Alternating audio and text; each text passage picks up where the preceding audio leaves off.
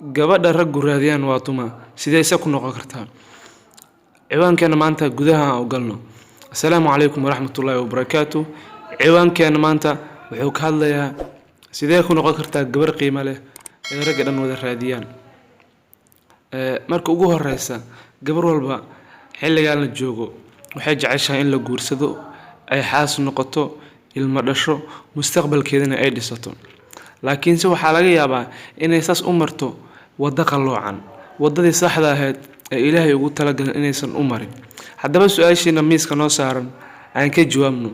sidee ku noqon kartaa gabadha ragga wada raadiyaan waxaa ku noqon kartaa inaad noqoto gabar xijaaban maxaa yeelay maanta bil xaqiiqa adigana waa ogtahay nin walba ee maanta dunida ku nool ilaahu mooninka tuuga ee ahaado banaanka qoriga la taagan wallahi wuxuu jecel yahay gabar xijaaban muslimad diin leh quraanka xifdisan ayuu jecel yahay wallahi ninku dhahay ma jiro maanta gabar fanaanad ama gabar saan ama gabar oo isqaawiseen guursanaya ninku dhahay ama isku aaminay inuu guursado ma wajiraba gabadha la raadiyo sirta ku jirta maanta cashirkeena waa xawaay gabadha la raadinayo waa gabadha xijaaban haddaba xijaabkaada ku dadaal walaalay xijaabkaaga ha noqdo mid aad mar walba xijaabatid xijaabkaagu waa sharaftaada waa hubka aad isku difaaci lahayd waa shayga aad qiimaha ku leedahay wallahi hadda xijaabka iska siibto waxba qiimo ma lihid walaasheedii xijaabku waxa waaye qiimaha waxa ku yeelay waay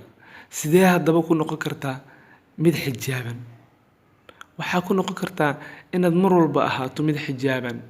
oo xijaabkeeda qaadata oo ragga ka asturata iska qarisa laakiin maanta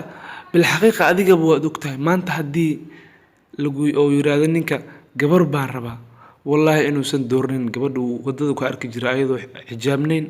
laakiin wuxuu raadinayaa gabar xijaaban mustaqbalkiisa dhisi karta caruurtiisa caruur diin la ka dhigi karta laakiin ma raadinayo